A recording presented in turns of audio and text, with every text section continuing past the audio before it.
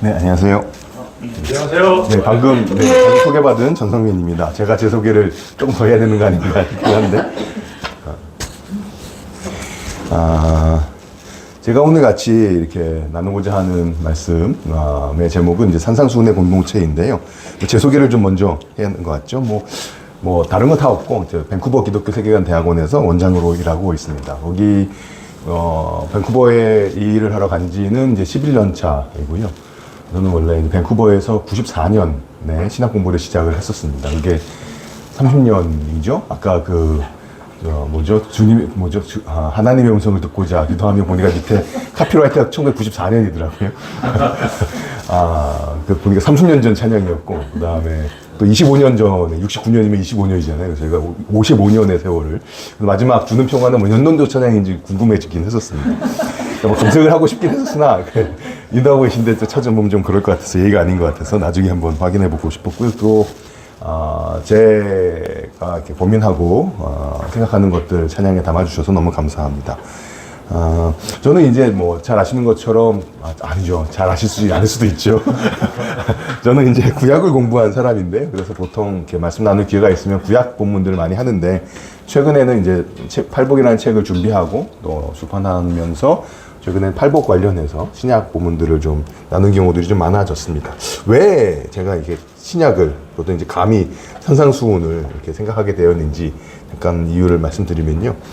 방금 찬양에서 확인해 주셨던 것처럼 이제 제가 평화라는 주제를 좀 고민을 하게 되었습니다. 그 과정은 밴쿠버 기독교 세계관 대학원에서 일하면서 제 생각과 고민이 조금씩 발전이라는 말은 좀 이상하고 이렇게 전개되었다고 말할 수 있을 것 같은데요. 세계관이라는 얘기를 하다 보면 이렇게 분별, 이렇게 옳고 그름, 뭐 관점 이런 얘기들 하잖아요. 근데 그게 사람을 너무 이렇게 뾰족하게 또 너무 성마르게 또 화난 사람으로 만드는 것 같다라는 생각들을 하게 되었습니다. 그러면서 진짜 기독교의 가치가 무엇일까 고민하다가 평화라는 주제를 좀 만나게 된 것이고요. 그래서 세계관 이야기는 뭐 제가 있는 직장이 세계관이라는 직장 이름에 있으니까 이거를 뭐 떨구지는 못할 것 같고, 그게 갖고 있는 한계나 어려움들이 있다 하더라도 그 안에 이 우리의 평화라는 가치를 좀 심어보고서 이야기를 나누면 좋겠다는 생각이 들어서, 또 이런 게 길게 얘기하면 안 되잖아요. 이제 어떤 게 이제 모토가 될 수 있을까 했을 때 기독교 세계관은 평화의 세계관이다 라는 이제 말을 좀 기회가 있을 때마다 하게 되는 것 같습니다. 그러고 보니까 제가 이제 저를 불러주셨을 때 어제 했던 강의 내용들을 좀 같이 나누면 좋겠다 얘기를 해주셨는데요. 저에게 주어진 시간이 예배 맥락에서 1시간, 그 다음 식사하고 나서 1시간 반, 강의 및 질의응답 이렇게 2시간 반을 주셨는데, 가만히 생각했는데 예배 맥락에서 어제 했던 강의가 좀 그냥 길기도 하고, 그러기 위해서 어저께 되게 빨리 얘기도 하기도 하고 막 그랬거든요. 그래서 예배 때 그거를 이렇게 강의식으로 하는 게, 얼마나 적절할까 좀 고민이 돼서요. 이 시간에는 제 생각들을 좀 이렇게, 고민했던 내용들을 산상수훈을 본문으로 좀 나누고, 오후에 어제 강의할 때는 1시간 반 정도 시간 꼬박 들었는데 그 뒷부분은 조금 제하고 좀 여유 있게 1시간 정도, 혹은 짧게는 40분, 50분 정도 이야기 좀 나누고, 그리고 제가 또 많이 배우는 시간 좀 가지면 좋겠다 싶었습니다. 그래서 예상하셨던 것과는 다르게 설교 분위기로 가서 왜 그러는지 잠깐 말씀을 좀 드렸습니다. 근데 제가 기독교 세계관은 평화의 세계관이다 라는 이제 모토를 이제 만들고 이야기를 나누면서 어쨌든지 간에 이 얘기가 예수님의 이야기에 근거해야 되지 않겠는가. 세계관 얘기하면 흔히들 이제 철학에서 나왔던 얘기이기 때문에 철학적 얘기, 뭐 신학으로 가면 좀 더 조직신학적인 이야기들을 하게 되는데, 뭐 제가 배웠던 한계이기도 하죠. 저는 이제 성서학을 한 사람이라서 성경 본문에 좀 더 천착할 수 있으면 좋겠고, 뭐 구약을 공부한 사람이지만 그래도 그리스도인이잖아요. 그러니까 우리 주님 이야기에 제가 하는 이야기들이 좀 뿌리를 내릴 수 있으면 좋겠다. 뭐 뿌리가 진짜 거기서 올라오는 건지 확인할 수 있었으면 좋겠다라는 생각을 좀 해보았습니다. 그래서 기독교 세계관은 평화의 세계관이라는 이야기를 성경 전체에 걸쳐서 하기도 하지만, 예수님이 어떤 분이신지, 진짜 뭘 가르치셨고, 예수님의 삶과 죽음, 그리고 부활에 대해서 조금 더 공부해보고 싶다, 또 알아보고 싶다라는 생각을 하게 되었고, 그럼 뭘 볼까 하다가 이제 히브리서를 좀 약간 살펴보기도 했고, 그러면서 그래도 예수님이 하셨던 말씀, 예수님의 첫 번째 설교, 산상수훈에 집중하는 게 좀 어떨까라는 생각을 좀 했었습니다.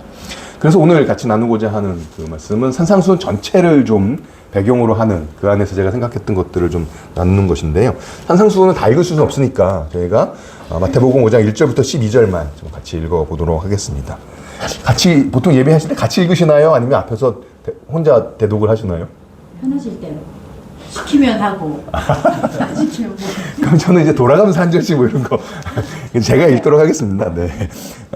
예수께서 무리를 보시고 산에 올라가 앉으시니 제자들이 나온지라 입을 열어 가르쳐 이르시되 심령이 가난한 자는 복이 있나니 천국이 그들의 것이미요 애통하는 자는 복이 있나니 그들이 위로를 받을 것이미요 온유한 자는 복이 있나니 그들이 땅을 기업으로 받을 것이미요 의에 줄이고 목마른 자는 복이 있나니 그들이 배부를 것이미요 긍휼히 여기는 자는 복이 있나니 그들이 긍휼히 여김을 받을 것이미요 마음이 청결한 자는 복이 있나니 그들이 하나님을 볼 것이미요 화평케 하는 자는 복이 있나니 그들이 하나님의 아들이라 일컬음을 받을 것이미요 의를 위하여 박해를 받은 자는 복이 있나니 천국이 그들 것임이라 나로 말미암아 너희를 욕하고 박해하고 거짓으로 너희를 거슬러 모든 악한 말을 할 때에는 너희에게 복이 있나니 기뻐하고 즐거워하라 하늘에서 너희 상이 큼이라 너희 전에 있던 선지자들도 이같이 박해하였느니라.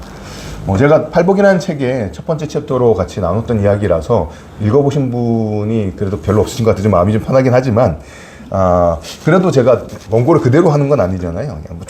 거의 그렇긴 합니다만 제가 이 말씀 읽으면서 특별히 11절 12절이 조금 제가 이렇게 무례한 거는 아니기를 바라는데 평신도 교회 라고 불러도 되는 거죠. 평신도 교회 분들과 이 운동을 생각하면서 11절 12절이 더 이렇게 새삼스러웠던 것 같습니다. 그래서 제가 오해도 많이 받고 그다음에 약간 이렇게 이상한 눈초리도 많이 받고 그렇죠. 주님을 근데 저희 그 주님 위해서 하는 거라고 알잖아요. 믿고 있잖아요. 나로 말미암아 너희를 욕하고 박해하고 거짓으로 너희를 거슬러 모든 악한 말을 할 때에는 우리의 경험과 이렇게 겹친 분들이 꽤 있지 않을까. 제가 평신도 교회, 평신도 신학 이런 거 생각하기 전에 그냥 제 삶에서만 생각했을 땐 우리가 무슨 박해를 받으며 살까 이런 생각을 좀 했었는데 사실 이 맥락에 오늘도 같이 이 말씀을 다시 준비하고 읽을 때 나름 새삼스럽게 다시 이 말씀이 다가오더라고요. 근데 12절에 기뻐하고 즐거워하라 하늘에서 너희의 상이 큼이라 너희 전에 있던 선지자들도 이같이 박해하였느니라. 좀 약간 자의식 과잉일 수도 있겠습니다만 이 말씀이 우리에게 조금이나마 위로와 힘이 되는 말씀이면 참 좋겠다 생각을 했었습니다. 이 말씀을 잠깐 대표적으로 읽었지만 마태복음 5장에서 7장을 전체적으로 살펴볼 텐데요. 그 본문을 통해서 한 세 가지 정도를 이야기 나누고자 합니다. 하나는 어쨌든 세계관이라는 것이고 그 다음에 특별히 산상수훈이 어떤 세계관을 이야기한다면 어떤 것이라고 제가 말해볼 수 있을까? 산상수훈의 세계관. 그리고 그렇다면 그 세계관을 저희가 추구하는 공동체는 어떤 공동체일까? 그래서 교회 공동체에서는 어떤 것들을 추구해야 될까? 이 세 가지를 좀 엮어서 생각해 보겠습니다. 세계관에 대한 정의인데요. 제가 학교에서 세계관 기초라는 수업을 할 때 첫 시간에 이제 정의를 나눕니다.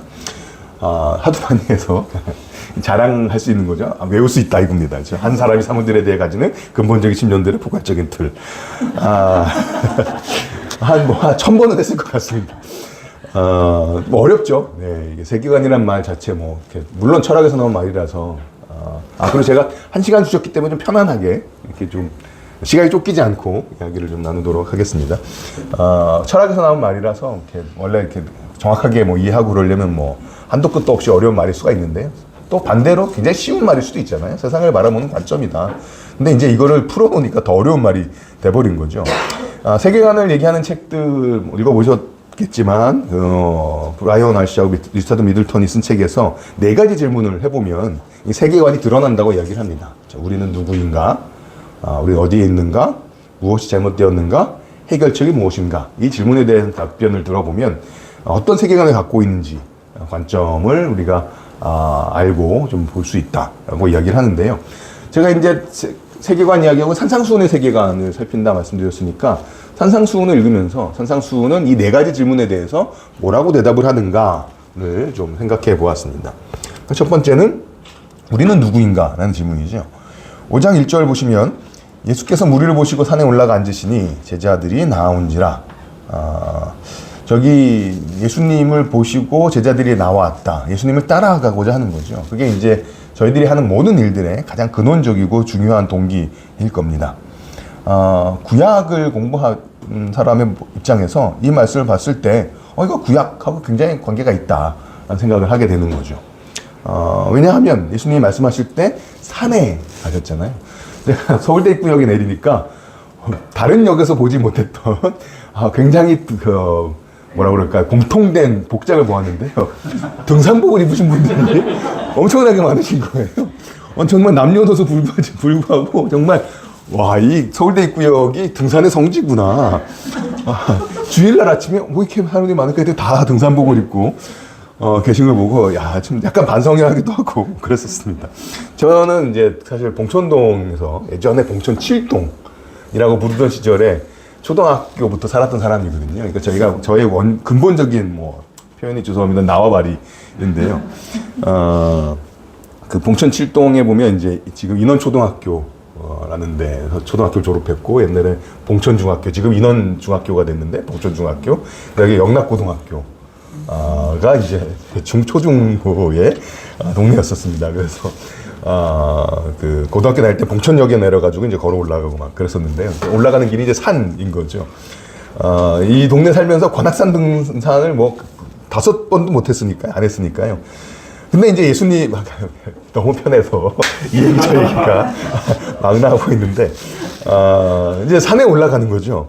서울대 입구 내려서 관악산 올라가듯이 구약에는 그런 산들이 참 많이 나오죠. 그렇죠? 구약의 이제 대표적인 산은 호렙산입니다.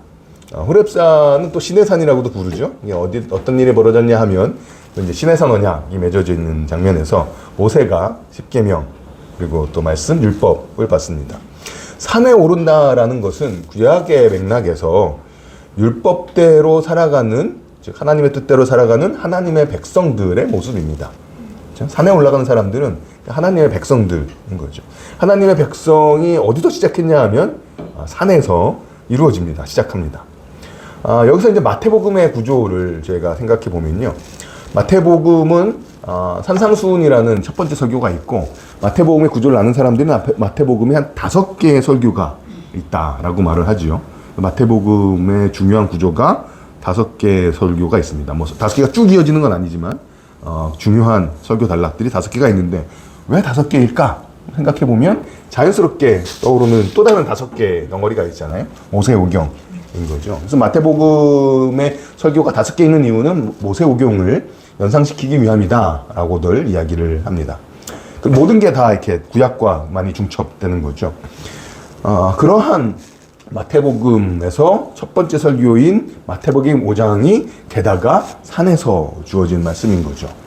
이 얘기는 지금 예수님을 따라 산에 올라간 제자들이 어떤 존재냐 하면 출애굽한 이스라엘과 같은 존재다. 새 이스라엘이다. 라고 말하는 것입니다. 그러니까 예수님의 제자들은 다름 아닌 하나님의 새로운 백성인 거죠. 그리고 하나님의 백성이라면 하나님의 백성다움이 요구됩니다. 그렇죠? 그래서 우리는 누구인가? 그리스도의 제자이고 더 큰 성경의 맥락 중에서 하나님의 백성이다. 그리고 하나의 백성다움이 요구되는데 그건 어떤 삶일까? 조금 더 있다 생각을 해보고 이제 두 번째 질문인 거죠. 두 번째 질문은 우리는 어디에 있는가? 산상수훈을 쭉 읽으면서 산상수훈을 누리로 하여금 우리가 어디에 있는가? 라는 질문에 대해서 무슨 답을 생각하기를 원했을까? 혹은 무슨 답이 산상수훈을 읽으면서 드러날까? 했을 때 저는 이렇게 생각했습니다. 우리가 사는 곳은 팔복을 이야기하는 곳이다. 다시 말해 팔복에 나오는 사람들이 살아가는, 팔복에 나오는 사람들이 혹은 존재하는 세상이 우리가 살고 있는 곳이다 라는 것입니다. 팔복에는 이런 사람들이 나오죠. 마음이 가난한 사람들이 나옵니다. 애통하는 사람들이 있습니다. 의에 줄이고 목말라 하는 사람들이 있습니다. 또 긍휼히 여기는 사람들이 있는데요. 긍휼히 여기는 사람이 있다는 얘기는 긍휼이 필요한 아픈 세상이라는 의미도 되지요. 그리고 또한 아까 잠깐 묵상했던 것처럼 의를 위해 살 때 박해를 받는 곳입니다. 한마디로 말해서 그렇게 만만한 곳은 아니다. 그러니까 쉬운 장소가 아니다. 살기에 녹록치 않은 곳이 우리가 살고 있는 곳이다. 근데 이 팔복은 우리가 살고 있는 곳과 관련해서 역설이 있다고 알려줍니다. 쉽지 않은 현실이 있지만 그 쉽지 않은 삶을 사는 사람들이 복된 곳이다라고 말합니다. 왜 그러냐 하면 예수님의 십자가와 부활이 만들어낸 하나님 나라의 현실. 이 현실이란 말이 이게 좀 약간 좀 더 뭔가 더 있으면 좋겠다는 생각이 드는데 이게 영어 죄송합니다. 영어로 이제 리얼리티라는 표현을 쓰잖아요. 현실 혹은 실제인 거잖아요. 하나님 나라의 현실이라는 게 그냥 뭐 현실적이야 뭐 이런 얘기가 아니라 하나님 나라의 실체, 하나님 나라의 실제가 예수님의 십자가와 부활이 만들어낸 것이죠. 근데 이 현실은 역설적이라는 것입니다. 눈으로 보면 결코 행복하지 않은 사람들이에요. 그런데 그런 사람들이 행복하다고 선언할 수 있는 곳, 그곳이 우리가 살고 있는 곳이죠. 애통하는 사람들이 살지만 애통하는 사람들이 위로를 받는 것이 복으로 여겨지는 곳, 그런 세상인 것입니다. 가난한 현실, 가난한 실체, 가난한 리얼이 있는 거죠. 리얼리티가. 그런데 애통하는 현실도 있는 거죠. 긍휼이 필요한 현실도 있습니다. 그런데 동시에 그런 분들이 복이 있다고 말할 수 있는 세상, 이 역설의 세상이 저희가 살아가고 있는 곳입니다. 두 가지 현실의 긴장인 거죠. 가난하고 애통하는 삶의 현실과 예수님의 십자가와 부활이 만들어낸 현실, 다시 말해 하나님 나라의 현실, 그 두 가지 실체, 두 현실 사이의 긴장 혹은 괴리가 우리가 살아가는 이 장소의 특징입니다. 이제 이 두 가지 현실에, 그러니까 제가 십자가 부활을 얘기한다고 해서 우리가 살고 있는 어려운 삶은 허상이다 이건 아니잖아요. 우리의 삶이 어려운 것도 현실, 사실, 실체고 또 이 부활과 십자가 부활이 만들어낸 것도 저희가 신앙인이기 때문에 이것도 분명한 현실이라고 알기 때문에 우리가 신앙인으로 있는 거잖아요. 이 긴장과 괴리가 이제 무엇이 문제인가라는 질문에 대한 답을 하는 실마리가 됩니다. 무엇이 문제일까? 우리가 두 가지 현실 쪽에 끼어서 살고 있는 게 문제인 거죠. 십자가 부활이 분명하게 알려주는 현실이 있지만 또 슬프고 가난하고 긍휼이 필요한 현실도 있습니다. 이게 우리가 경험하는 문제인 거죠. 저는 이것을 팔복이라는 그 표현 안에서 복으로 여기지 못하는 세상이 우리가 풀어야 되는 문제가 아닌가 생각해 봅니다. 네 번째 그럼 질문은 무엇이 해결책인가인데요. 약간은 이제 동고반복적인 말씀입니다만 십자가와 부활이 현실인데 이걸 진짜 현실이라고 붙잡지 못하는 문제를 해결하는 길은 그러니까 동고반복입니다만 이 복을 이 팔복에 나오는 이 복을 진짜 복으로 여기는 시각이 필요하다는 것이죠. 심령이 가난하고 가난함이 어려운 걸 알지만 그게 복이라는 선언이 진짜라고 내가 아는 것.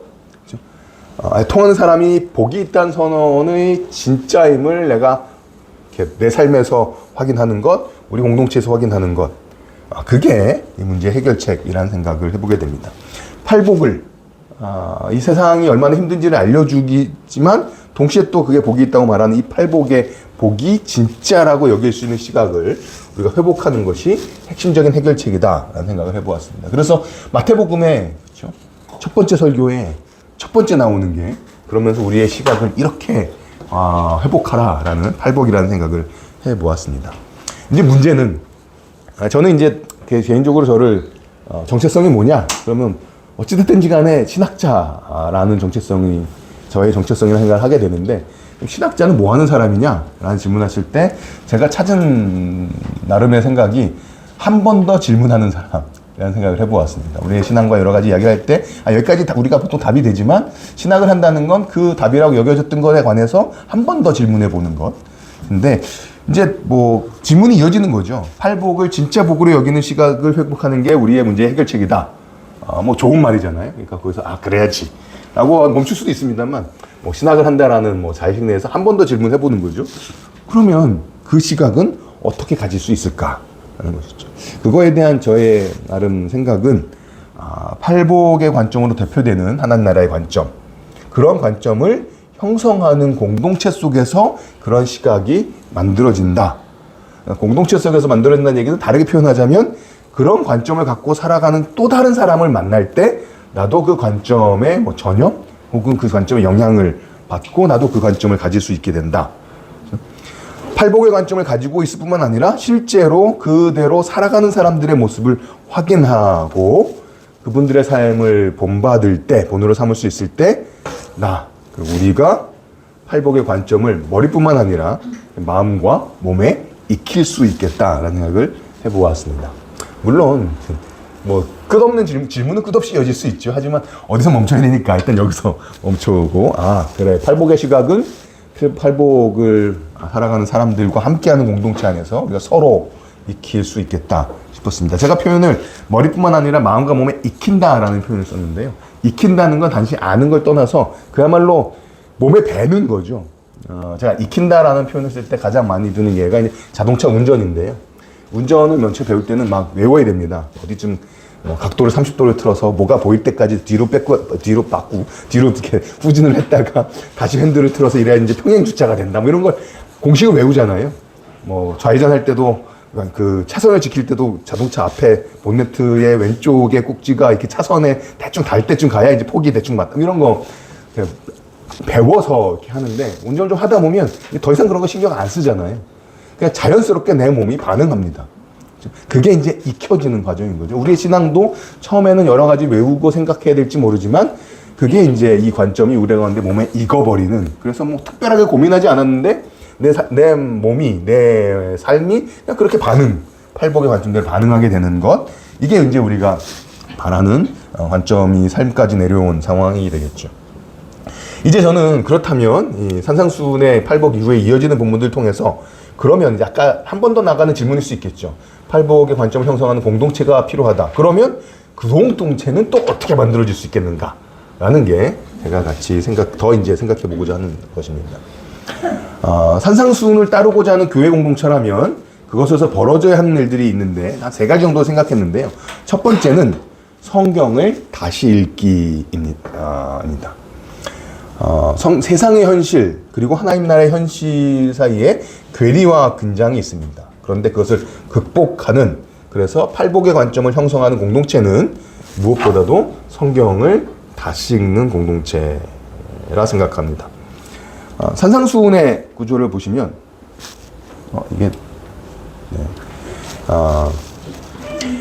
서론적인 역할을 하는 이제 팔복 이후에 나오는 본문을 크게 3달라고 나눌 수가 있습니다. 5장의 나머지 부분들은 한 6가지의 대조가 나옵니다. 너희는 이렇게 들었으나 나는 이렇게 말한다 라는 이야기가 한 6개의 대조 구문들이 나오고요. 그 다음에 이제 6장 1절부터 18절에는 당시 사람들이 생각하기에 가장 근본적인 경건의 모습들, 구제하고 기도하고 금식하는 것들에 대한 논의가 이어지고요. 나머지 6장 19절부터 마지막까지는 뭐 다양한 주제들이 좀 이렇게 얽혀 있는, 같이 등장하는데, 그래서 사람들이 좀 퉁쳐서 종말의 심판과 관련된 본문들이라고 이렇게 묶어서 이야기를 그냥 합니다. 크게 이 3부분으로 이제 나눠지는 게 이어진다고 볼 수 있을 텐데요. 이 중에서 첫 번째는 말씀드렸던 것처럼 6가지 주제를 다룹니다. 5장 살인에 관한 이야기, 간음에 관한 이야기, 이혼 증서를 주는 이야기, 맹세에 관한 이야기, 악한 자를 대적하는 이야기, 원수를 사랑하는 이야기가 6가지 대조인 거죠. 너희는 들었으나 나는 너희에게 이르노니 라는 표현이 계속 반복되는데요. 너희는 들었으나 라는 표현을 통해서 구약을 언급합니다. 이제 구약을 공부한 사람 입장에서는 되게 이제 아쉽고 힘든 본문이죠. 구약 얘기 다 했는데 그거 다가 아니고 라고 예수님이 다시 하시는 거니까요. 그렇지만 이제 뭐 구약을 이제 폐지한다기보다는 그 진정한 의미를 어떻게 보면 더 새롭게 느껴질 정도로 진정한 의미를, 온전히 완성하는 의미를 알려주시는 거죠. 너희가 이렇게 읽었지만, 이렇게 들었지만 나는 너에게 이렇게 이른다. 이제 이런 패턴이 계속 반복되는 거죠. 보면 아까 주제가 어떤 게 있었냐 하면 간음, 이혼, 살인 뭐 이런 것들도 나온다고 말씀을 드렸잖아요. 이 주제들은 사실 십계명에 나오는 주제들이잖아요. 살인하지 말아라, 간음하지 말아라 뭐 이런 것들이 있는데, 그 얘기는 예수님이 심지어 십계명마저 새롭게 읽으셨다라고 말할 수 있는 거죠. 십계명을 너희가 들었지만 나는 너에게 이렇게 말한다. 이게 굉장히 혁명적인 얘기일 수도 있거든요. 십계명은 그야말로 돌레에 써진 거잖아요. 이 돌에 쓰여졌다는 얘기는 정말 절대적이라고까지 말할 수 있을 텐데, 그런 절대적인 말씀조차 예수님께서 다시 설명해 주시고 계십니다. 우리 함께하는 교회 성도님들 성경 많이 읽고 잘 아시리라 생각하는데요. 이건 제가 기회가 있을 때마다 성경 읽기 관련해서 자주 이제 말씀드리는 이야기인데, 성경을 제가 읽으면 읽을수록 이건 뭘까라고 생각하게 되는 거는 이제 읽을수록 내가 더 부드러워지고 유연해지고 생각이 하나님과 사람과 세상을 향해서 열리는 게 아니라 내가 갖고 있던 것들이 더 딱딱해진다는 거죠. 성경을 읽을수록 내가 갖고 있던 생각들이 강화됩니다. 편한 표현을 쓰자면 점점 더 고집스러워지는 거죠. 저는 이런 경험과 생각 가운데서 성경을 다시 읽는다는 게 무슨 의미일까? 성경을 읽으면서 내 고집을 버리는 것이죠. 내가 이미 옳다고 믿고 있는 것들이 있습니다. 다시 말해 예수님의 표현을 빌자면 이렇게 들은 게 있습니다. 이미. 그렇죠? 들어서 우리는 이게 옳다고 생각을 하는 거죠. 근데 그것을 예수님의 말씀 앞에서 내려놓을 수 있어야 하는 것이죠. 그러려면 어떤 게 필요할까? 첫 번째로는 우리는 겸손한 사람이 되어야 할 것입니다. 내가 지금까지 이게 성경의 옳은 뜻이야 라고 생각하고 있던 게 사실은 아닐 수도 있다. 혹은 내가 온전히 그 뜻을 다 파악하지 못하고 있었을 것이다 라는 것까지 생각할 수 있는 겸손한 사람이 되어야 하는 것이죠. 내가 갖고 있는 이해가 부족할 수도 있다 라고 생각하는 필요가 있습니다. 그래서 성경을 어떻게 하면 우리가 다시 읽을 수 있을까? 나는 겸손한 사람이 되는 게 필요하죠. 근데 저는 여기에 한 가지가 더 필요하다는 생각을 해보았습니다. 그것은 뭐냐 하면 안전함인 거죠. 어떤 안전함이냐 하면 우리 교회라는 공간이, 우리 공동체가 우리가 하는 새로운 읽기와 새로운 생각을 편하게 나눌 수 있는 안전한 곳이 되어야 하는 거죠. 저를 이제 유튜브라고 소개해 주셨는데, 제가 아내랑 톡을 하다가, 좋은 하루 보내세요. 그랬더니 아내가 그냥, 캐나다 사니까 한국말로 유튜 이렇게, 당신도 좋은 하루 보내라고 유튜 이렇게 써서 보내길래 제가 그때 답변으로 이렇게 답변을 했습니다. 얼마나 제 머릿속에 유튜브가 꽉 차 있는지를. 제가 유튜브 할 때 성경 얘기할 때보다 더 눈이 반짝거린다고 뭐라 그러는데요. 오늘 아침에 아침에 일어나면 큐티보다 구독자 숫자를 먼저 확인하죠. 6,188명이셨습니다. 늘 제가 모임을 하고 나면, 모임이 끝나면 구독자가 몇 명으로 늘어날까? 이게 늘 궁금합니다. 저는 아직까지 유튜브 세계 내에서는 6,000명이면 사실 아주 작은 숫자긴 하거든요. 그런지만 이제 47,000명 정도 되는 구독자가 있는 채널에서 지금 늘어서 그런 건데요. 예전에 이제 채널에 있다면 신앙 상담들을 하잖아요. 신앙 상담들을 하면서 받았던 질문들을 유튜브에서 대답하고 그것들을 모아서 출판한 책이 있는데, 아까 살짝 나왔었죠. 교회 구석에서 묻는 질문들이라는 책입니다. 아시는 분도 계실 텐데요. 저는 이 책 추천사를 썼습니다만, 제목을 보면서 굉장히 아이러니하고 또 굉장히 속상하다 혹은 가슴이 아프다라는 생각도 했습니다. 제목이 너무 슬픈 거예요. 그렇죠? 질문을 해야 되는데, 질문은 어디서 할 수 있냐면 교회 구석에서나 할 수 있다는 거죠. 저는 함께하는 교회는 그렇지 않으리라 생각하는데, 많은 교회들은 질문의 자리는 구석입니다. 왜 질문을 우리가 광장에서 하지 못하고 구석에서야 간신히 할 수 있을까? 이유는 구석에서 숨어서 하지 않으면 그 질문 때문에 정죄받기 때문인 거죠. 내가 이렇게 구석에서 차마 용기를 내서 하는 이 질문들이 세상에 드러나면 누군가 이상한 눈빛으로 쳐다볼 걸 알아요. 그렇죠? 본능적으로 이 질문은 이상한 눈빛을 불러오는 질문이라는 걸 다 압니다. 그게 예상되기 때문에 이게 해야 되나 말아야 하나 고민하지만 그나마 용기를 내서 하는데 구석에서밖에 할 수 없는 거죠. 함께하는 교회는 그렇지 않다는 걸 잘 압니다. 왜냐하면 설교 끝나고 설교에 대해서도 질문하신다고 말씀을 다 들었습니다. 제가 설교 몇 번 그런 경험들이 있거든요. 설교 끝나면 같이 이렇게 질문하고 이야기 나눌 수 있는데 괜찮겠냐 라는 얘기를 해서, 예전에는 그럼요 괜찮습니다 했는데 몇 번 이게 그냥 쉽게 할 수 있는 게 아니구나 라는 몇 번 경험을 하고, 이게 제가 선뜻 대답을 해야 되나 하는 고민을 늘 하긴 하는데, 그렇다고 아니요 안 됩니다 이거는 아니기 때문에 0.5초 고민하고 괜찮습니다 이렇게 말씀을 드렸었는데요. 그러니까 저희가 질문을, 설교에 대해서도 질문하니까 함께하는 교회는 구석 필요 없죠. 설교에 대해서도 질문하는 것들, 그런 공동체이니까요. 저는 이렇게 질문을 구석에서 하지 않아도 되는 그런 교회 공동체를 계속 이어가실 수 있으면 참 좋겠다 구하게 됩니다. 교회 공동체에는 속한 나는 성경 앞에서 겸손한 사람이 되어야 되고, 그런 사람들과 함께하는 그 공동체는 안전한 곳이 되어서, 그렇죠? 구석이 아닌 곳에서 모두가 함께 이야기를 나눌 수 있는 공동체가 되어야 합니다. 성경을 읽고 신앙생활을 하면 여러 가지 질문과 생각들이 생기잖아요. 어떠한 질문도 어떠한 생각도 안전하고 편안하게 이야기를 나눌 수 있는 공간, 게다가 그것도 가운데 광장에서. 저는 그게 함께하는 교회가 만드셨을 거라고 믿고, 또 그것을 이제는 지켜나가실 수 있기를 같이 구합니다. 성경에 보면 이제 산상수훈뿐만이 아니라 복음서, 또 사도행전 이런 데서 우리가 지금까지 읽어왔던 성경의 이해를 다시금 돌아봐야 된다. 조금 더 세게 말하면 기존의 이해가 깨져야 된다. 뭐 제 직장에 있는 표현을 쓰자면 세계관이 바뀌어야 된다 라고 알려주는 본문들이 사실 많이 있습니다. 그 중에서 두 군데만 좀 생각해 봤으면 좋겠는데요. 첫 번째는 마태복음 12장입니다. 예수님의 제자들이 배가 고파서 밀밭을 걸어가죠. 근데 그때 성경을 너무나 잘 알고 있었던 바리새인들이 비난합니다. 밀밭을 걸어가서 그거 먹는 건 성경 안식일을 범하는 거다. 그건 성경대로 하는 게 아니다. 라고 비난합니다. 이때 예수님께서 다윗의 이야기를 통해서 설명하십니다. 마태복음 12장 7절이죠. 잠깐만요. 이게 저기 화면이요? 네. 12장 7절에서 나는 자비를 원하고 제사를 원하지 아니라 하신 뜻을 너희가 알았더라면 무죄한 자를 정죄하지 아니하였으리라. 바리새인들은 성경 진짜 잘하는 사람들이잖아요. 근데 그 바리새인들을 앞에 두시고 예수님이 너희가 이 뜻을 알았더라면, 그 얘기는 니네가 이 뜻을 모른다 라고 말씀하시는 거죠. 바리새인들이 성경을 진짜 몰랐을까요? 그렇지 않아요. 너무나 잘하는 사람들이었습니다. 그런데 예수님께서는 그런 사람들에게 너희가 하나님께서 자비를 원하고 제사를 원하신다는 뜻을 모르고 있구나.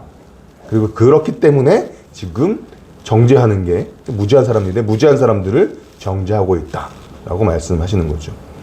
정말 잘 아는 사람들인데 그거 아닌데 라고 지적하시는 거죠. 정말 잘하는 사람들이었지만 성경을 다시 읽어야 했었습니다. 베드로도 비슷한 경험을 하죠. 사도행전 10장에서 베드로가 성령의 말씀을 따라서 고넬료의 집에 갑니다. 갔더니 고넬료의 친척과 친구들이 이미 있었어요. 근데 문제는 그들이 이방인이었다는 사실입니다. 유대인은 이방인들과 절대 가까이 해서는 안 되는 거죠. 이게 제가 포인트를. 그래서 베드로가 이렇게 말합니다. 유대인으로서 이방인과 교제하며 가까이 하는 것이 위법인 줄을 너희도 알거니와. 그러니까 지금 이방인들과 밥을 같이 먹어야 되는 상황, 한 명도 아니고 그냥 종합 선물 세트처럼 이렇게 왕창 친구와 친척들이 다 같이 있는데 이거 위법이라는 거죠. 근데 베드로는 법을 범합니다. 위법을 행하는 거죠. 그 얘기는 그가 지금까지 알아왔던 성경의 상식, 가지고 있었던 세계관, 지켜왔던 신앙의 원칙을 깨는 겁니다. 이방인과 만나면 안 되는 게 유대인의 율법, 유대의 율법이었습니다. 그게 신앙의 원칙이었습니다. 그런데 하나님의 계시를 새롭게 받았던 베드로는 자기가 지금까지 정말 꼭 붙잡고 있었던 신앙의 원칙을 접고 하나님의 음성에 반응합니다. 저가 늘 힘든 일인데요. 그러니까 성경을 한번 이렇게 열심히 나름대로 신경 써서 이렇게 그 특정 본문을 보고 나면 이제 뭘 봐도 이제 그 이상의 의미가 잘 안 드러나는 듯한 느낌인 거죠. 성경은 근데 사실은 성경을 이렇게 한번 알았다고 해서 그게 끝이 아닌 거죠. 이미 알았다고 생각하는 본문이어도 저희가 더 잘 알아가야 될 그 뜻들이, 더 깊은 하나님의 마음들이 그 안에 여전히 있습니다. 그리고 왜 그러냐 하면 성경이 성경 자체로만 있는 게 아니라 새로운 상황 속에서 그 말씀을 듣고 읽게 되는 거기 때문에 새로운 상황 속에서 주어지는 새로운 의미에 대해서 우리의 마음을 열어야 합니다. 본문의 의미를 내가 특정한 상황에서 이미 다 알았다, 통달했다, 이 정도는 충분히 알았다 싶더라도 우리가 살아가는 상황이 또 바뀔 때 새로운 상황에서 이 말씀은 우리에게 새로운 의미를 또 분출해 줄 수 있는 거죠. 새로운 상황에서 새롭게 주어지는 그 의미에 우리의 마음을 열 수 있어야 합니다. 그리고 그렇게 다시 읽게 된 성경을 두려움 없이 나눌 수 있는 안전한 공동체가 필요한 것이죠. 자, 질문에 질문을 이어가는 게 신학자의 소명이라고 말씀드렸으니까. 자, 안전한 공동체가 필요하다. 그럼 이어지는 질문은 뭘까요? 나를 드러내도 안전한 공간, 어떻게 만들 수 있을까? 라는 것입니다. 이제 산상수훈의 두 번째 단락을 통해서 생각해 보고 싶은 건데요. 저는 그것을 외식하지 않기 또는 믿어주기. 다르게 말하면 그래서 우리는 믿어주는 공동체를 만들어야 된다라고 생각합니다. 산상수훈 첫 번째 단락, 들었으나 이렇게 말한다를 통해서 이제 성경을 다시 읽는 공동체에 대한 이야기를 나누었는데요. 이제 그 6개의 대조문들에 이어서 구제와 기도와 금식에 관한 예수님의 말씀이 이어집니다. 구제, 기도, 금식은 그야말로 남들이 우러러보는 경건한 행위였습니다. 그런데 이 세 가지 행위들에 관한 이야기를 하시면서 예수님은 공통적으로 강조하시는 게 있습니다. 뭐냐 하면 모두 다 은밀하게 하라고 하시는 것이죠. 은밀하게, 몰래 하라는 것이죠. 구제할 때 몰래 하고, 기도할 때 몰래 하고, 금식할 때 몰래 해라. 그래서 아무도 모르게 은밀하게 하라라는 것입니다. 가만히 생각을 좀 해봤는데요. 자, 구제를 합니다. 근데 모르게 해요. 은밀하게. 아무도 모릅니다. 그러면 그 사람을 다른 사람들은 어떻게 생각할까요? 저 사람 구제 안 하는 것 같은데 라고 생각하겠죠. 안 보이니까요. 모르니까요. 기도를 몰래 합니다. 금식을 몰래 해요. 저 같은 경우에 저는 이제 뭐 예를 들어 조금의 철야에 있으면 약간 머리도 좀 부시시게 하게 하고 약간 대놓고 티는 못해서 은근히 티를 내고 싶은 그런 게 있잖아요. 그런데 예수님의 말씀을 정말 잘 따라간다면 기도를 몰래, 금식을 몰래, 사람들이 전혀 알지 못하게. 그럼 그 사람들 보기에 저 사람은 어떻게 보일까요? 그런 사람은 기도 안 하는 사람, 금식 안 하는 사람으로 보일 수밖에 없을 것입니다. 자, 구제도 안 해. 기도도 안 해. 금식도 안 해. 그럼 뭘까요? 신앙이 없는 사람으로 보이는 거죠. 저는 굉장한 역설이라는 생각을 했습니다. 예수님의 말씀을 정말 잘 따르는 사람이에요, 이 사람은. 그렇죠? 근데 정말 잘 따르는데, 말씀을 잘 따르면 따를수록 신앙이 없어 보이는 그런 역설이 생기는 거죠. 제가 이제 성경을 다시 읽는 공동체라고 말씀드렸잖아요. 성경을 다시 읽습니다. 성경을 읽고 생각을 합니다. 뭐 질문들이 떠오르죠.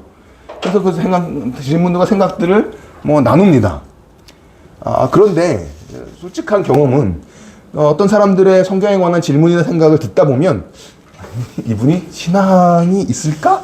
이런 게 궁금해지는 거죠.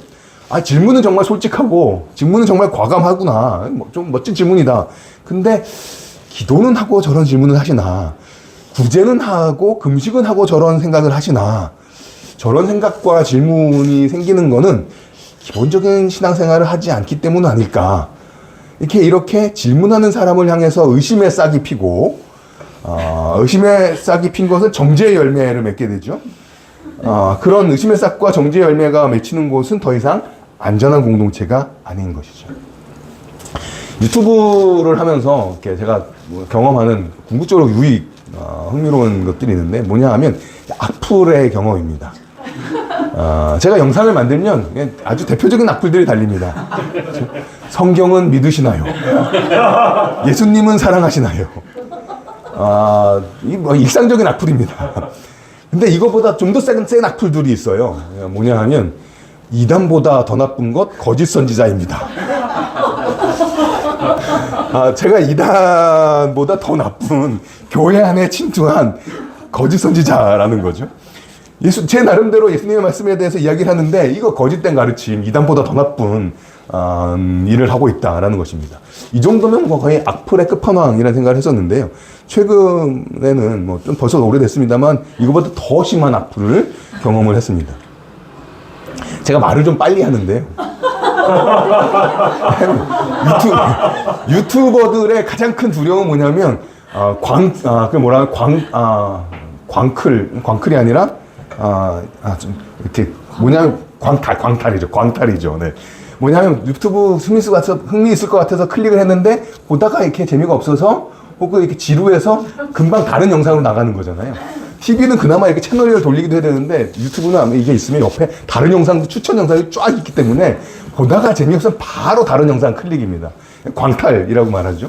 광탈을 그나마 이렇게 광탈을 두려워하는 초보 유튜브들은 어쩔 수 없이 그래서 말을 빨리 합니다. 이렇게 다른데 클릭할 수 있는 여유를 주지 않기 위해서 조금이라도 숨을 쉬고 이렇게 돌리는 사이에 다른데 클릭해버리는 거거든요. 그래서 제가 그 초기 영상들을 보면 그래서 굉장히 말들이 빠른데요. 심지어 이거를 뭐 1.5배로 녹화해서 틀었냐 뭐 이런 얘기도 있는데 실제로 이런 댓글이 달린 거죠. 벌써 8개월 넘어가는 겁니다. 무슨 이야기를 알아듣지 못하도록 이렇게 빨리 짓거리느뇨. 이 사람 악령에 쓰였나? 라는 거죠. 제가 댓글을 달았습니다. 다행히도 유튜브에 축사 기능이 있네요. 재생 속도를 50%나 75% 늦춰서 들으시면 악령 없는 속도로 들으실 수 있을 것 같습니다. 빨리 말하는 게 악령에 들은 증거면 천천히 들으면 악령이 떠나간 게 되는 거죠. 우리들 사이에도 일부러 화면 없는 겁니다. 의심의 씨앗이 서로를 향해서 생길 수가 있습니다. 안전하지 않은 공동체인 거죠. 그렇지만 우리들은 나와 생각이 다르고 낯선 질문들을 던진다 하더라도 그분의 신앙을 의지적으로라도 믿어주어야 합니다. 저는 그게 외식하지 말라라는 말씀에 대한 저의 개인적인 적용입니다. 예수님 시절에 구제, 기도, 금식은 그야말로 헌신된 신앙의 표지였습니다. 그런 것처럼 지금 우리 시대에도 헌신된 신앙의 사람이라면 이런 모습이 있을 거야 라고 여기는 행동들이 있습니다. 그런데 저희가 그 행동들을 우리 공동체 안에 모든 사람들에게서 이렇게 눈에 띄게 보지는 못할 수 있습니다.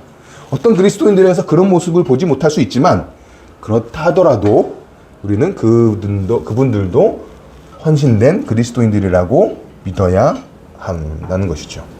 설령 나와 생각이 다르고 굉장히 낯선 질문을 던지고 성경을 다르게 읽는 것 같다 하더라도 그렇죠? 내가 구제하고 기도하고 금식하는 만큼 또 무엇보다 내가 하나님을 사랑하는 것만큼 여기 함께 있는 사람들 모두가 다 구제하고 기도하고 금식하는 분들이다. 최소한 나만큼 신앙이 있는 분들이라고 우리는 믿어야 하는 것 같습니다. 그들도 내가 하나님과 이웃을 사랑하는 만큼 하나님을 사랑하는 사람들. 아니 사실 빌립보서의 말씀을 빌리자면 내가 하나님을 사랑하는 만큼 사랑하는 분들이 아니야. 오히려 내가 사랑하는 것보다도 더 많이 사랑하는, 심지어 나보다 남을 낮게가 아니라 낮게 여기어야 합니다. 신앙생활을 하는 공동체에 있다 보면 성경을 읽은 지식이나 신앙의 연수는 차이가 있을 수 있습니다. 그래서 질문 듣다 보면 좀 아쉽네, 이거 조금만 성경 읽어보면 금방 알 수 있는 것들인데 질문하시네, 이런 생각이 들 수는 있습니다. 지식의 차이가 있을 수는 있겠죠. 하지만 하나님과 이웃을 사랑하는 데 있어서는 차이가 있을 수 없습니다. 예수님을 간 믿은 분들이 사실 저보다 예수님을 더 많이 사랑할 수 있습니다. 실제로 더 많이 사랑하는 분들도 많고요. 그리고 더 깊이 사랑하실 수 있습니다. 다른 사람들과 이야기를 하고 교제를 할 때 나보다 더 하나님과 이웃을 사랑하는 분들이라고 믿어야 합니다. 우리가 함께 나누는 이야기들과 또 질문들과 생각들, 그것들은 무엇보다도 왜 이런 생각을 하고 이런 질문을 하고 이런 생각들을 할까? 가장 깊은 이유는 하나님을 더 사랑하기 때문에, 그리고 이웃을 더 사랑하고 싶어서 던지는 질문들과 생각들이라고 믿어야 하는 것이죠. 그리고 저는 그 믿음이 우리의 공동체를 안전한 공동체로 만드는 건다 생각합니다. 교회 공동체에서 경험해야 되는 세 번째는 종말을 바라보는 삶을 살기입니다. 조금 구체적으로 표현해 보자면 같이 우리 찬양했던 것처럼 평화를 만들고 경험하는 것입니다. 종말을 바라보며 평화를 만드는 공동체, 그 공동체를 만들어야 합니다. 산상수훈을 세 가지 달라고 나눌 때 이제 대조금은 구제와 금식과 기도에 대한 예수님의 말씀, 그리고 이어지는 것은 다양한데 그것을 묶어서 종말적 심판에 관한 관심들을 공유하는 본문이라고 표현을 하죠. 종말을 바라보는 우리의 삶이 어떠해야 되는지를 이야기하고 있습니다. 거기에 어떤 내용들이 나오냐 하면 비판을 받지 않으려거든 비판하지 말아라. 무엇이든지 남에게 대접받고자 하는 대로 남을 대접해라. 좁은 문으로 들어가라. 이러면 그들의 열매로 그들을 알리라. 그리고 맨 마지막은 말씀을 듣고 행하는 것의 중요성을 말합니다. 아버지의 뜻대로 행하는 사람, 주여 주여 주님 주님 부른다고 다 하는 날에 들어가는 게 아니라 아버지의 뜻대로 행하는 자여만 들어간다. 역시 또 질문해 보는 거죠. 하늘에 계신 아버지의 뜻대로 행하는 사람들은 어떤 사람들일까? 주여주여하는 사람들은 아니라는 거잖아요. 그럼 일단 주여주여하는 사람들은 어떤 사람들일까? 한마디로 뭐라고 표현할 수 있을까? 뭐 신학교 교수인 거죠. 종교인인 거죠. 조금 부드럽게 말하면 최소한 겉으로 보기에 좋은 신앙을 갖고 있는 사람들입니다. 주여주여하는 사람들 만나면 성경에서 이렇게 읽으니까 주여주여하는 게 나쁜 것 같지. 사실 주여주여하는 분들을 우리가 만나면 정말 신앙 좋은 분들 같은 거죠. 그렇죠? 그런데 전문 종교인이 된다거나 있어 보이는 신앙인이 된다고 해서 하늘나라에 들어가는 게 아니라고 산상수훈 마지막은 우리에게 이야기합니다. 그렇다면 천국에 들어가는 사람, 하늘나라에 들어가는 사람, 이 표현을 빌자면 아버지의 뜻대로 행하는 사람은 어떤 사람들일까?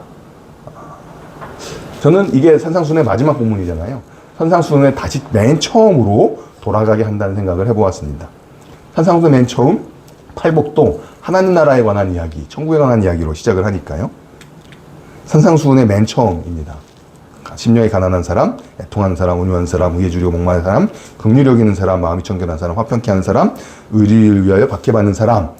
그런데 즉 아버지의 뜻대로 행하면 이런 사람들이 된다는 것이죠. 그래서 첫 번째과 마지막 복의 이유가 천국에 그들일 것이다 라고 말씀합니다. 산상수훈 맨 마지막에 아버지의 뜻대로 행하는 사람, 주여주여하는 거 말고 아버지의 뜻대로 행하는 사람만이 천국에 들어간다라고 말씀하셨는데, 그럼 천국에 들어가는 천국 소유한 사람들이 어떤 사람들이냐? 팔복에 나오는 사람들이 이미 나왔잖아요. 그 얘기는 팔복의 사람들이야말로 아버지의 뜻대로 행하는 사람들인 것이죠. 저는 이 복들 중에서 몇 가지만 좀 더 생각해 보았으면 좋겠습니다. 슬퍼하는 사람의 복에 대해서 생각해 보면, 슬퍼하는 사람이 복된 이유는 위로를 받을 것이기 때문이라고 말씀합니다. 어떤 게 이 사람에게 진정한 위로가 될 수 있을까요? 자기의 슬픔만 위로받는다고 충분히 만족스럽지 않을 것입니다. 다른 슬퍼한 사람들도 위로받을 수 있기를 바랄 것입니다. 천국이 저희 것이라는 그 마지막 설명 바로 앞에는 평화를 일구는 사람, 화평케 하는 사람의 복이 나오는데요. 하나님과의 관계, 두 번째 찬양 저희가 같이 들었던 것처럼 하나님과 관계, 사람 사이의 관계, 그리고 온 세상과 창조 세계의 평화가 필요합니다. 산상수훈을 읽을 때 우리는 한 사람 한 사람, 개인에게 대한 도전으로 읽을 수 있겠습니다만 더 큰 공동체적인 맥락이 있어 보입니다. 팔복의 주제는 개인을 넘어서 온 세상을 품습니다. 어떻게 그걸 증명 혹은 이렇게 논증할 수 있을까? 팔복이 끝나면 이어지는 관심이 세상이거든요. 팔복이 마무리되면 산상수훈은 바로 너희는 세상의 소금이다. 너희는 세상의 빛이다 라는 말씀으로 이어집니다. 그리스도인의 삶은 세상 속에서 의미 있습니다. 이게 제가 사실 오후에 나눌 어저께 했던 강의 가장 핵심되는 이야기인데요. 그리스도인의 삶은 세상 속에서 의미 있습니다. 그래서 나만 위로받는 게 아니라 슬퍼하는 사람들 모두가 위로받는 세상이 되는 것. 나만 배부른 것이 아니라 모두가 배부른 세상이 되는 것.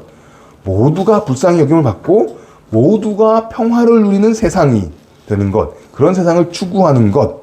이것이 하나님의 뜻을 행하는 사람들의 바라는 바입니다. 자신이 팔복의 사람이 될 뿐만 아니라 그 복을 이 세상에 같이 누리기를 바라고 또 같이 누리게 하는 사람들, 그 사람들이 아버지의 뜻대로 행하는 사람들입니다.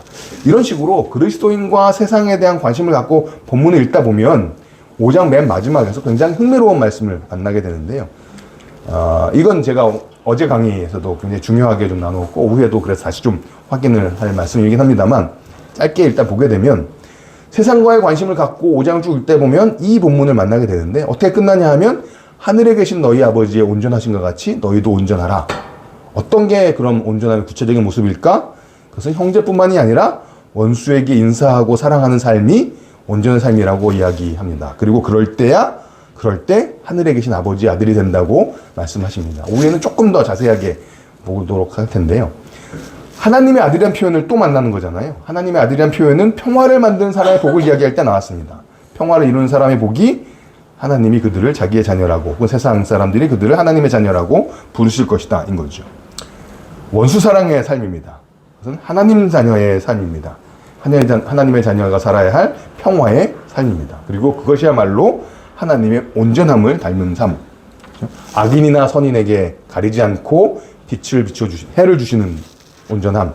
옳은 사람이나 옳지 않은 사람이나 가리지 않고 비를 주시는 온전함이 하나님의 온전하심이고 그리스도의 제자들이 따라가야 할 온전함입니다.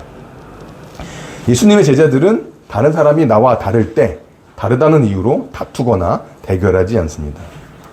악인과 선인에게, 옳은 사람과 옳지 않은 사람에게 똑같이 햇빛과 비를 주시는 하나님의 온전함을 닮아서 편을 가르고 혐오하는 이 세상에서 하나님의 평화와 온전함을 추구하는 사람들이 예수님의 제자들입니다.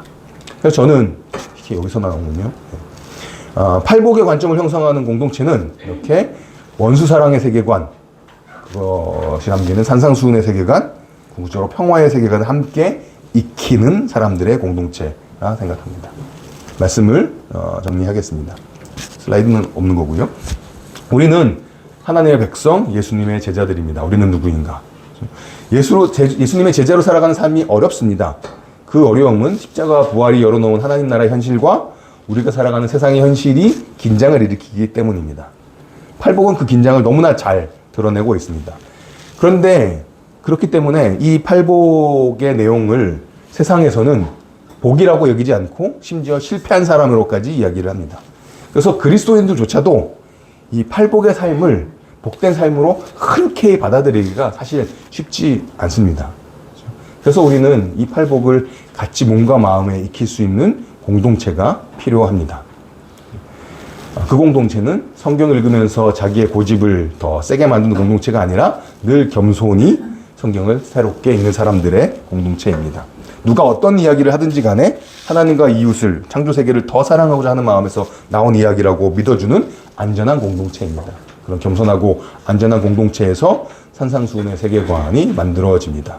그리고 그 공동체는 종말을 바라보고 평화를 만들고 경험하는 공동체입니다.